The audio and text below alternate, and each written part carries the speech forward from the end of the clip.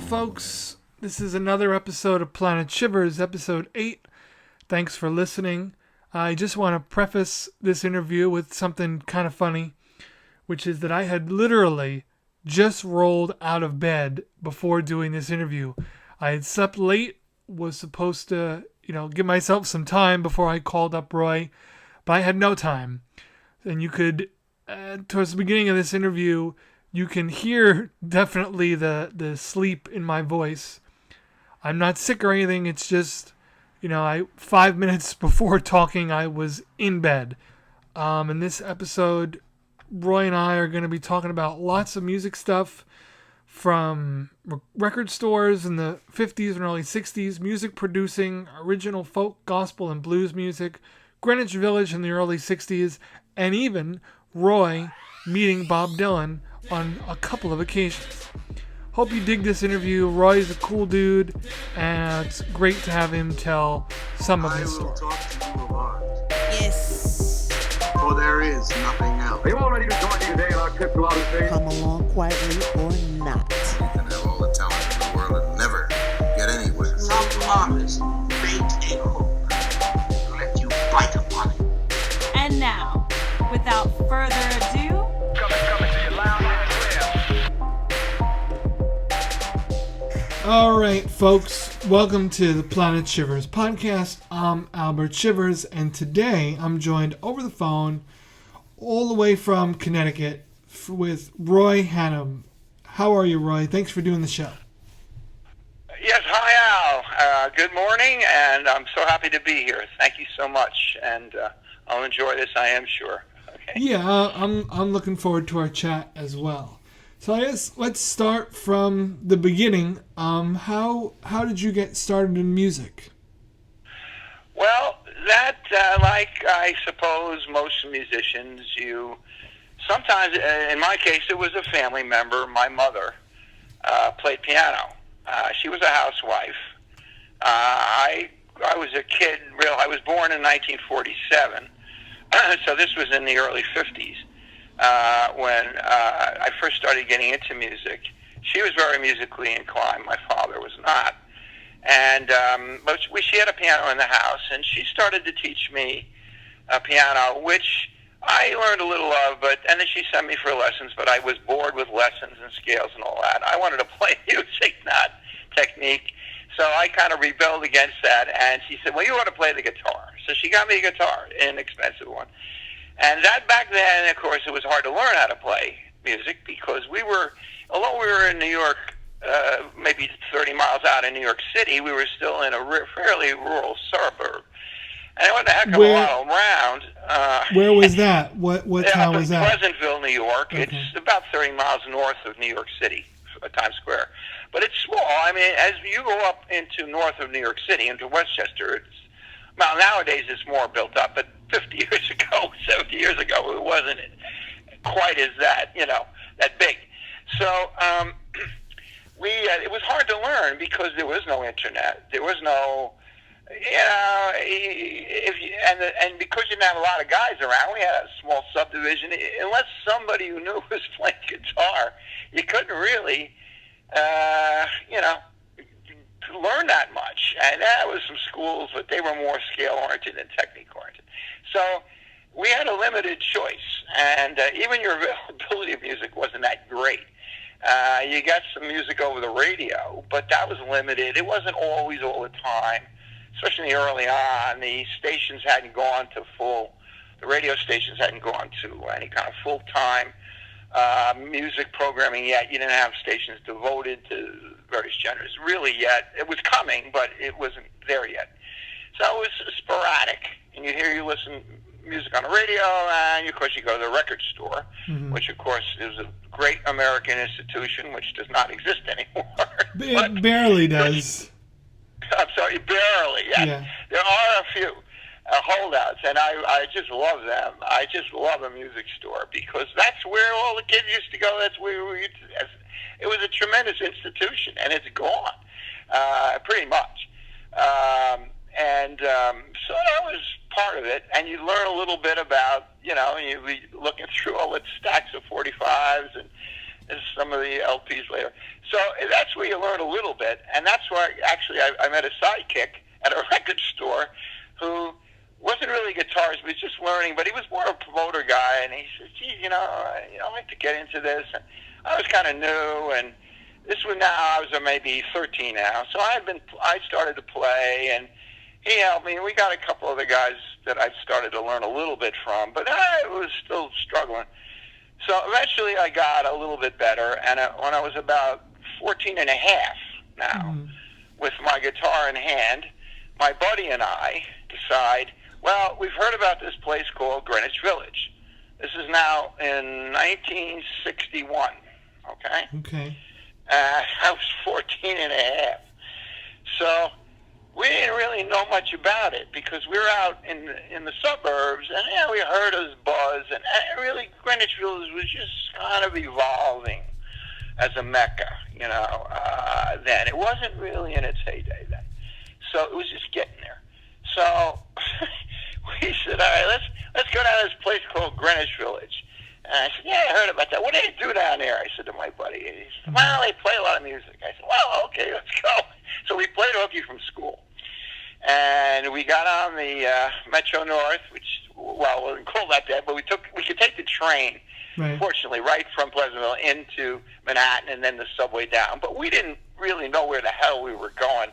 So I had this guitar, and my buddy was there, and we were asking directions. We finally get down to the village after a journey, and there's nobody there because it's in the middle of the afternoon.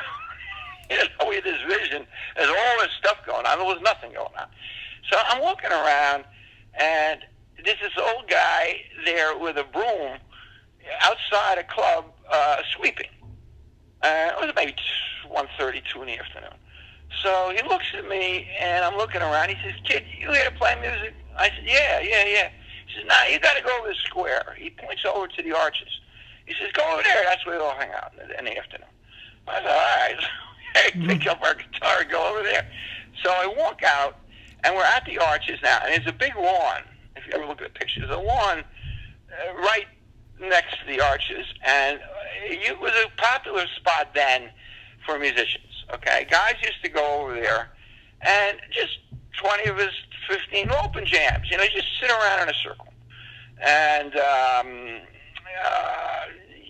one guy would start to play a song, and we'd all start to try to play with him. And he would sing his song. And another guy would sing, then the next guy would sing, and we'd all play along with his song. And we just go right around. There's no rules, no nothing. Nobody knew each other, really. We got to know first names, but not much more. There were some older guys. We called them older guys. They were in their early 20s. They were the old men of the groups. We were mostly kids. I was one of the younger ones. But anyway, so we had an interesting day that day. It was my first day there. So I'm sitting there, and we're in this group, and there's one guy who's sitting two spots from me, says, he says, I'm Bob, and I got a song that's I heard from Rick Van Schmidt in Boston. I don't know. It didn't relate to me. So he just starts playing a song. And what he was playing was Baby Let Me Follow You Down. And so it was a nice song, and it was easy to play, and I was only 2 spots from him. So I got a little harmony with him on the vocal, and, everybody's playing with him. But he could hear me more than anybody else, or most of them. But anyway, we started getting into it a little bit. I like the song, and okay, next song. Nothing much, it's just one of those things. So we were playing there for the afternoon, so then somebody comes up and says, gee, there's an open mic night tonight. At the bitter end. So you gotta go. So my buddy says, yeah, we gotta go. But it wasn't until like 9 o'clock. Now remember, there was no cell phones then, no nothing. We had played hooky from school. I didn't dare call home, and I would have faced all sorts of music on this fiasco. So I said, all right, hell, let's go. I'll take the heat tomorrow. So we go over to this open mic. And, of course, we were naive, and there was maybe 15 guys waiting to play. There was a little line there or something. And the other thing is, it wasn't really open mic down there in those days. you had to kind of know somebody who was one of the factotums in order to get up there, and they would give you a couple of songs. Mm-hmm. So, but if you were just walking in off the street, chances are you wouldn't play. You know, they wouldn't let you play. So I'm sitting there, and the line is moving like dead slow. A couple of guys, he turns away. This is taking forever. So I said to my buddy, we got to get home. You know, it's like 10 o'clock, and we still have to take the train. So anyway, by total serendipity, up the street comes this guy, Bob, who I had been sat next to a few hours before. And he looks at me, he says, aren't you the guy down there played with me tonight? He says, yeah, I was in the whole group. He says, yeah. He says, you looking to play here? I said, yeah. He says, come with me. This is truly incredible. Mm-hmm. He just goes right up to the guy. He says, well, let this guy up there for a couple. So the guy just says, oh, go right up now. Without any, just suddenly on this little, the club had only been opened, I think, 3 months at the time. They had opened in, I think, around February of 61, and then this was like May, okay? Mm-hmm. So they were just getting this thing going, and they were hopefully, building on tourist trade, yet they wanted the village flavor. So that's why they liked us long-haired musician guys, because we were the flavor, and customers hopefully would pay money to enjoy the environment. That was their sell, anyway. But it was still embryonic, they were just getting going. So anyway, this guy Bob gets me up there, and I played a couple of songs, and okay. So then he comes up right at the end of it when I'd done my two. And Do you recall which songs you played? My own songs? I played two I wrote, actually. One was a cover. I think I did one by Ramblin' Jack Elliott song. Yes, I did. That was, boy, you're testing my memory now. I did Ramblin' Jack Elliott, and I played San Francisco Bay Blues. It turned out that, well, I'll skip ahead, but I don't want to take too long to tell the story, but at the end, this guy Bob comes up to me and said, hey, kid, pretty good. Keep strumming, you may get somewhere. I said, geez, thanks a lot. Thanks for all the help. I said, your name is Bob? He said, yeah, my name's Bob. He says, I'm Roy Hannum. He didn't tell me his last name at all. So he just said, I'm Bob. Okay, Bob, I'll see you around. He says, yeah, come down sometime, hang out at the park. We were there, too. So, okay, nothing much. I didn't even know who the heck he was. But he said, that's a great song, by the way, you played up there. I like, I know Ramblin' Jack. He said, you know Ramblin' Jack? I said, yeah. He says, yeah. I said, wow. To myself, I said, this guy's somebody that I don't know who he is. But actually, he hadn't even been in New York that long. He had only arrived in New York 4 or 5 months before that, and he still really was using Zimmerman, sometimes in Dylan. But anyway, I didn't know a thing about him, and nobody did at that moment. Mm-hmm. So anyway, so he says, so that was it. So I left and everything. Of course, I got home. I got my rear end in jail for like a year. My father went nuts, finding I skipped school to go play music with the bums and the hippies, and all this kind of stuff. So I got barred. I didn't go back for a long time, so he wouldn't let me go back. So anyway, the real interesting part of the story is about, this was maybe January of the following year. I had been in May of 61. It's got to be like January, February 62. I'm sitting up in Pleasantville listening to the radio, and I hear this guy come on and sing, Baby, Let Me Follow You Down. And I just picked right up. I said, that's Bob. So it turned out, in the meantime, I think in November of that year, he had gotten in with Columbia, and he was always doing something, but he got in and got his deal. He issued his first album, and Baby Let Me Follow You Down is on his first album. And I said, son of a gun. I said, well, what a small world. So that was my 15 seconds of claim to fame. I actually never saw him again live, and it's just interesting who you would run into down there at that period of time. because everybody, a lot of guys were totally unknown. Some guys who really became rather well known came out of those little jams. And then the bitter end used to have, not the bitter, bottom line used to have a hootenanny.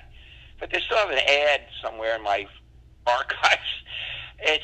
Now I played at that hootenanny. They usually would get one guy that was known a little bit, and then they would say, and 20 other great musicians. Well, it's one of the other 20 great musicians, so unnamed. And it was just a pickup, and they would charge in not much, maybe 50 cents, $1 or something for this cover charge, and we didn't get paid at all. But it was great because you got to meet some people, nodding acquaintances and stuff, and it was a lot of fun. But yeah, the hootenannies that you can check. I got to get that for the Village Voice. It's in the Village Voice, and they used to run those ads for a few months, and eventually the club got more and more notoriety, and the Village started taking off. But that was one of my first experiences down there. That was really some day. Let me put it that way.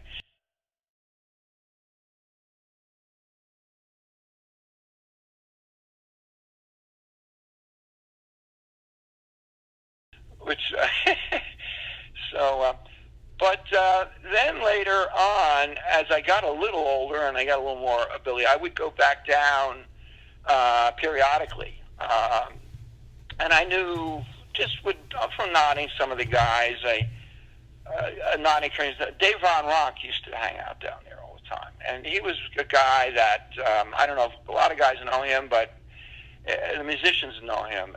He was quite a guy. He never really made it super big, but he did a lot of songs. He played with Peter, Paul, and Mary a few times, and sung with them. And he's got a couple of really good stuff. I ran into him, and of course Ramblin' Jack Elliott would appear once in a while. And I met him at a bar once.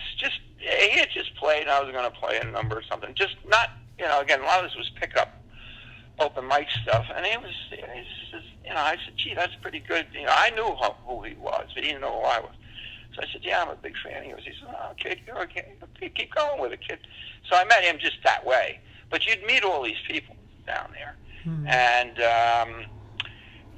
it was an amazing time. It really was. As it evolved, of course, then more and more clubs opened, and there was a number of them down there. Actually, really, the Village, music-wise, really started to grow a little bit in the late 50s, but there wasn't as much then as there was by the early 60s, and of course by the mid and late 60s it became rather thriving. And then jazz came out, started coming. There was some jazz clubs that started springing up, and then of course the whole genre started to change. We were folk way back in 62, 61. But then started getting into more of the blues, and as well as folk, still folk, but there was some blues more. You got a little more rock coming in too, So, but it was gradual, and then you eventually had all those genres down there you could go down to. Did you ever visit any of the jazz clubs? I'm trying to remember. There was one I think called. That wasn't in the Village, though. It was just outside the Village. Fat Tuesdays, I think it was. I'm trying to remember. I was not primarily jazz, but I did get into it a bit when I first got exposed to it. I'm trying to remember some of the names of the clubs down there. There was a few jazz clubs that sprung up. Oh, God, I can't recall now. But that's fine. Anyway, but that definitely the jazz got a big push in the United States from its entree into the Village. I think that helped it a lot, and to create awareness of the medium too. So, and of course, blues was always around, but I think blues started to become changed. In other words, in the 50s, if you look back at the song, I don't know if you know Goodnight Irene. There's a song, Goodnight Irene. Yes, I do. Yeah. It was written by Leadbelly in the 30s, and he was black and he was a prisoner, but he in a farm in Louisiana. But he wrote the song and he would perform for many years. But of course, he had the problem with black labels then, and he couldn't get anything, even though he was dealing with Alan Lomax. He worked for Alan Lomax for a while too, was a big producer and did a lot of stuff in that. Yeah, I have area. a few of the Alan Lomax compilations on CD, like the prison recordings and some of his Lead Belly recordings also. You have them, or you? I have them on CD. Oh yeah, it's great stuff. Yeah. Lomax's story was well, that's another whole interview for what he did, for all that stuff. There was a lot of back and forth. But going to Lead Belly, the reason why I bring it up because it relates to the Village. The song itself would have to go out on a black label. So apparently Pete Seeger came along, is what I understand the story to be, and offered to take Lead Belly's song and do it with the Weavers when they were just moving up, you know. And it was actually the Weavers that issued and played that song and made it world famous. It was one of the top selling songs in 1950 if you look at the worldwide charts. It was an amazingly successful song, and sales were amazing. But then it became very popular. But the thing is that from people like Seeger and others, you were bringing in more of the blues element, is what was happening. Once that started to occur, blues started to fall more into the mainstream genre more and more, because it was pretty much always considered a separate, black-oriented type of genre. But I think, and the Village helped out a lot, because you could take guys, they would take guys, and sing their songs. And then when the Stones got into the blues, they came, the British invasion, I call it. The Stones did a lot of old stuff. Robert Johnson does Love in Vain. That was a Robert Johnson song that the Stones sang. And they got a couple of others, too, that they did that resurrected some interest in blues. So it was all a flow, and it was amazing. I think one of the key factors in growth of American music, you can point to Greenwich Village in the 60s as a major catalyst, and later too, a little bit later too, and to really consolidate a lot of different things and create awareness of the genres, and it was good. It was really a fantastic time. So would you say, in your time as a young man down there, would you say that Greenwich Village pulled in, at that time, the early 60s, pulled in a lot of tourism, or was it mostly like more local people who were going to these? It was an evolution. Originally, it was more local-based, clubs, very small. Before the heyday, it started to really pick up. The business model, of the Bitter End, was to make it a tourist-oriented club with an authentic genre. That's what I understand they were trying to do at the time, and some of the other clubs too. And eventually, they did succeed in that. They got a mainstream groups, and of course, they got some pretty. Some of the guys who really played down there, like Dylan and others, came back, and they were all famous by then, and a lot of other guys. And of course, it became a rather famous and tourist-oriented. Well, I say tourist, but it was a very mainstream place later on, and it still is. It's still there, believe it or not. And one of my good friends, Rob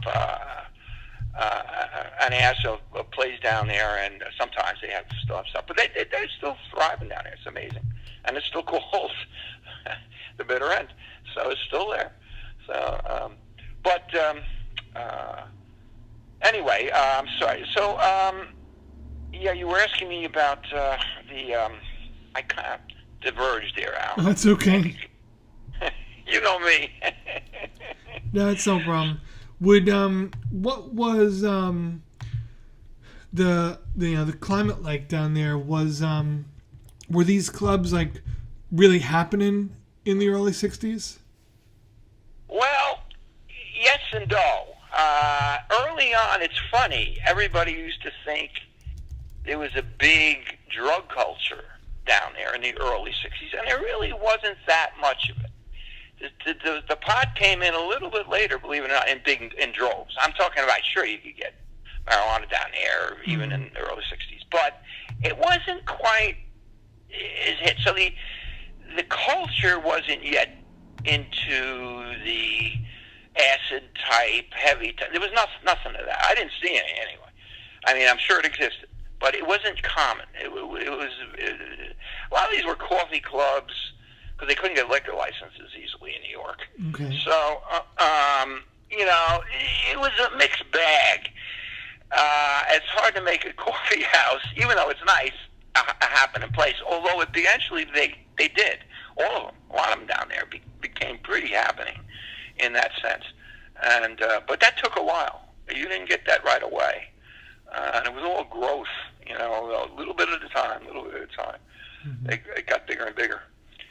So, the culture was, of course, anybody, if you were a musician then, you were young, presumably. Mm-hmm. You had long hair, and nobody liked you. That was the whole time. And there was a lot of cultural animosity between the younger generation and the older. And almost like today, nothing changes, really. Mm-hmm. The new guys want to throw out all us old guys and run it all themselves. God, we said the same things 60 years ago. Same thing. So anyway, we can do better. So anyway, but the culture was pretty good. There was a lot of cause-oriented. Folk music tended towards message music. Most of it did. And it was highly surrounding. And then, of course, it evolved into folk music around Vietnam War was started to begin. But even the Vietnam War hadn't really taken off in 62 that much yet. That didn't hit its heyday until quite some time later, 5-7 years later. It started to really get to be an issue. But it wasn't then when I first got down there. It wasn't that big a deal. Mm-hmm. And so the culture was good. It was relatively sane, if you want to call it that, but still wild. I mean, it wasn't your average go to school night hop type of environment. What was considered wild about it at the time? Well, I guess the freedom. You were starting to look at more like things like free love, and there was more experimentation starting in on the pot. Eventually, slowly came in, and that made it all.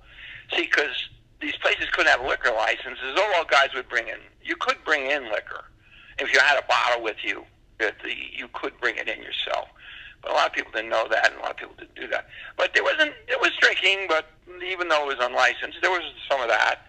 And some early on experimentation. Pot got bigger each year it went on. It got more and more and more. But basically, it was pretty much of a mellow.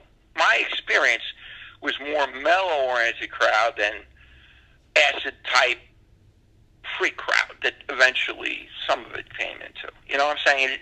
The culture changed, that I saw, anyway, over time. Mm-hmm. And I think it had a lot to do with both culture, the culture of what was going on, and then the introduction of other drugs, acid, and stuff like that, which a lot of people got into, unfortunately. Well, I guess they consider it fortunately, but whatever. Let's not go down that road. But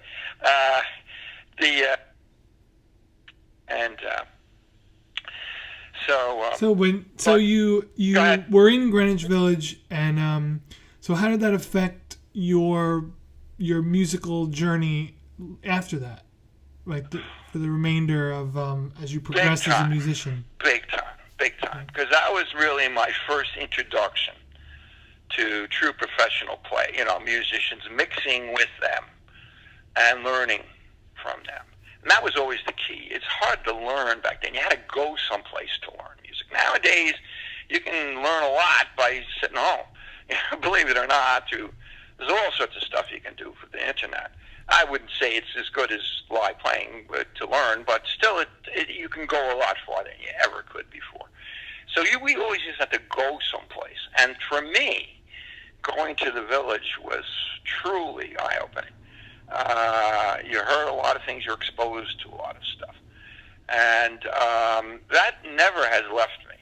I'm still basically, with all the music I do, I still at my roots like that old Woody Guthrie, Ramblin' Jack Elliott style that flows in through Dylan too and beyond.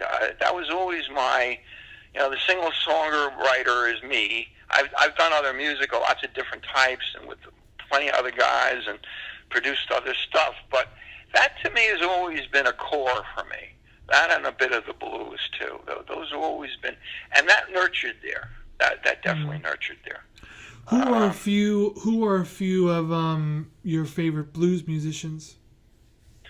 Well, in looking at back, the modern blues musicians are a little bit different than the older classical guys. Definitely, definitely.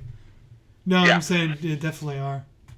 And the style let me just answer it this way. The style I adhered to was more, first of all, I was unique because I could never have the patience. Most singer-songwriters, although some are different, do not do well with a lot of technique and trying to sing at the same time. There are some that do it. They can really do an awful lot and sing over at the same time. I found with me, and a lot of others, playing rhythm and singing are about all you can really do real well. Most lead guys, I find, and this is an informal study, but if you look at most lead guitarists, very few of them sing. Very few. There are some, but most of them are not vocalists because they're so into their keyboard, their frets and stuff, and where they're going. They lose concentration on trying to get into something else. And that's just my own personal opinion. But if you look, you won't see very many lead guitarists, too many, that are good vocalists. They tend to be more guitarists, and that's what they do. So when you put together the rhythm, the vocal, and a lead guy, that's the way I've always tried to do it. Or I can come into a lead rhythm with some strumming and some various stuff. Other guys finger pick, that's very good. That gives you a little more flavor. But, me, I never had the patience for that. And it takes a lot to learn to finger pick and to use it a lot. And yet it's very good technique, so it is very good. But, so my style is basically singer-songwriter myself, okay? And I write a lot of songs. And then we got into gospel, too. I produced a bunch of gospel videos, which were unique. And how the heck did I get into gospel?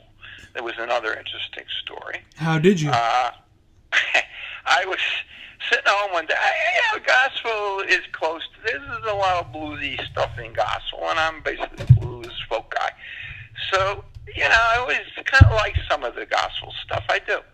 But I never really played that much of it, in any way. So one guy calls me up, and apparently he was playing in this Bible study group locally, and this guitarist got sick, and he needed a guy to play guitar, and he and I played before, sometimes different things. So he says, geez, you got to come down and help me out tonight. I said, well, I don't know what are you playing? I don't know what we're doing. He said, no, don't worry about it. Simple chords, I got a little music. I said, all right. So I got down there, and geez, we did a lot of songs, and I said, this is pretty nice, and everybody's singing, and I'm playing, I'm doing my rhythm, and it's easy, and he's vocalizing, I'm vocalizing with him. So I said, yeah, this is pretty good. Just like that. This is like 5 years ago. So I said, geez, and then all of a sudden I'm sitting home one night, and I'm saying, geez, I get this lightning bolt of a song I'm going to do, a hymn. It's called How Many Miles to Heaven's Door. And I said, yeah. So I wrote the song. It's a gospel song. We made a video of it, and it's been pretty well received. And I have a couple other videos that we did, more along traditional Walk With Thee is another good one you'll see on my stuff. That's a video, and we did some stuff there for that. That came over good, and then we also did In the Garden, which is another classic, old time, hymn. But we spiced them up a little bit, and I enjoyed it. I've gotten less now, slightly different directions again, but I still like gospel. I still do. And but basically, most of my work is still along blues, folk, even just some southern rock too. A bit of that too. Classic rock is always big.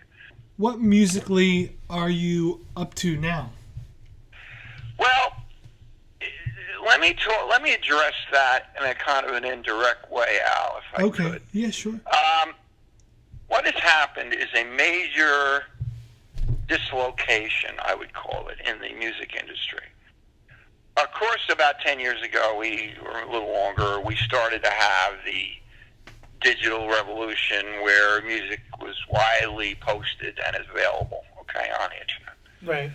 Up until then, just to give everybody a perspective, sales of records and CDs in 2000, I guess it was around 3, were nationwide, or I don't know if it's nationwide or international, with $26 billion of actual CDs and physical product were sold, vinyl, at record stores and through, whatever.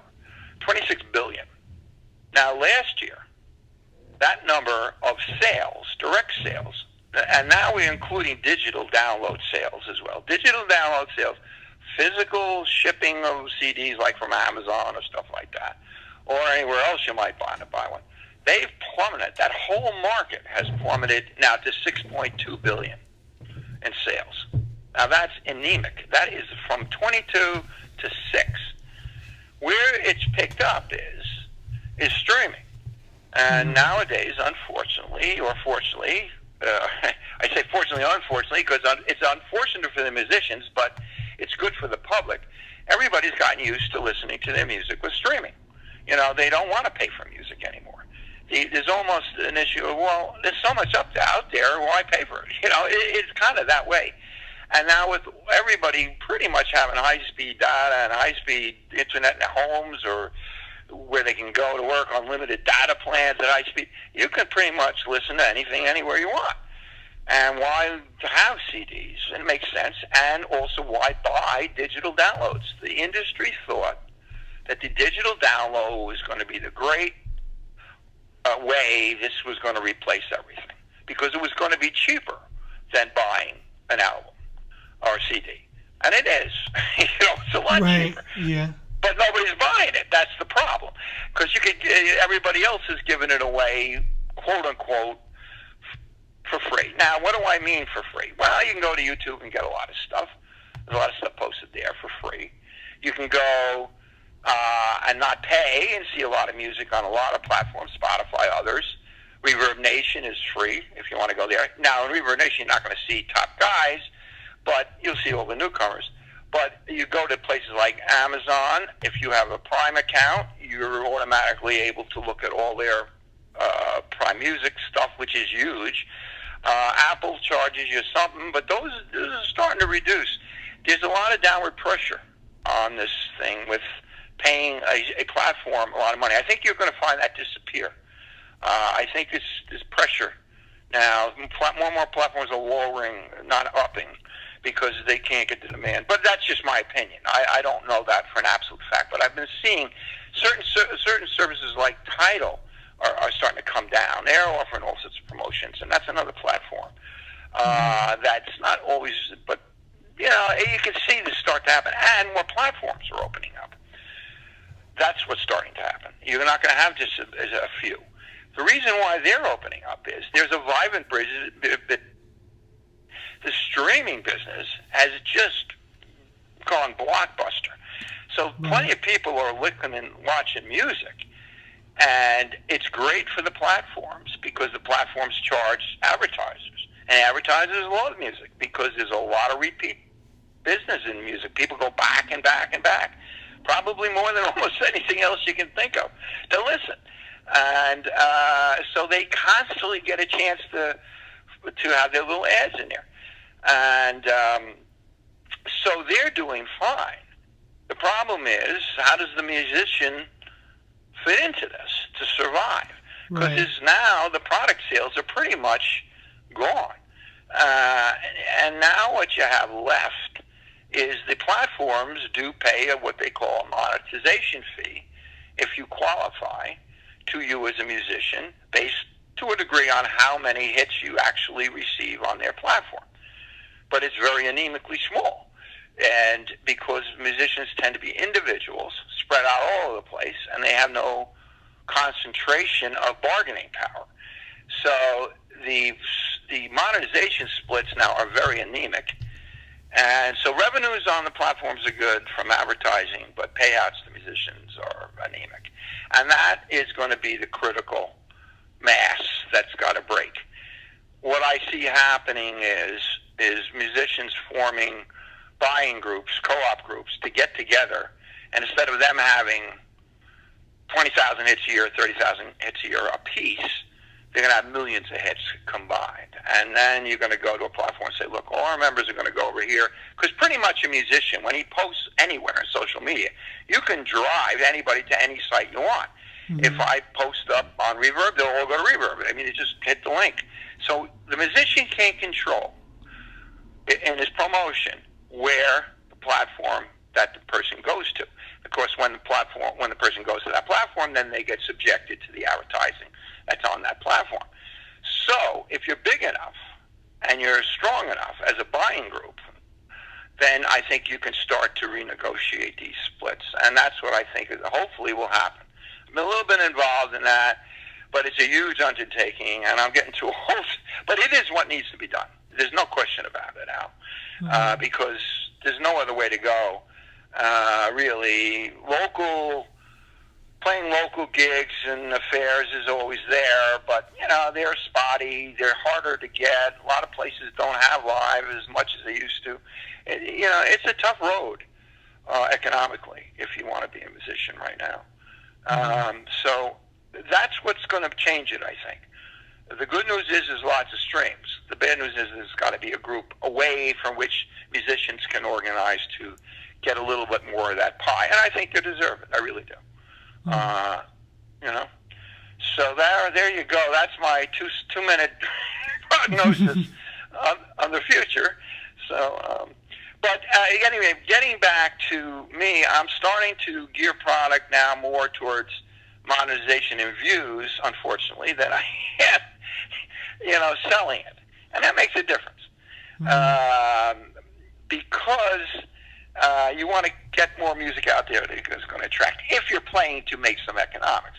I still do most of my music. I don't care what we earn on it. I mean, it's a passion for me. Most musicians are like that, by the way. As long as you can make a living, nobody's going to kick about it. It's when you try to go into this full-time, which you really need full-time musicians. Part-time guys, I did it for years. It's just not the same. You're not immersed in it. And for a full-time musician, yeah, you have to make some money to live. And I think that's what's got to shake out, or else we won't have too many anymore. And that would be unfortunate, for, I think, everybody. But anyway, there are ways to attack that, but they haven't come yet. So it's kind of like hell in the hallway time until this all gets shaken out, But I am changing a little bit where I'm going direction that way, and looking more towards promulgation of internet, Twitter, Facebook, all that. We're promoting more, largely just to create awareness. And some of the groups I'm in, and a few of I founded, musicians groups, we're trying to do some of that too. So are you working on not only promoting yourself, but you promote other musicians as well? Other musicians as well, yes, that's exactly true. And where I'm trying to go is that if we're looking at all the views now, I really think that what you're going to find is we're going to get into a lot more. Musicians are going to get into a lot more reposting of each other's work. In other words, I got 3,000, 5,000 friends on my site, so I'm going to post your stuff and say it's great, no, not a nice song or something, and then a lot of my friends will look at it, and as long as they go to this and just take a peek for at least a short time, you'll have a reasonable time, you'll get a view out of that. And I think that's also the way it is going to go.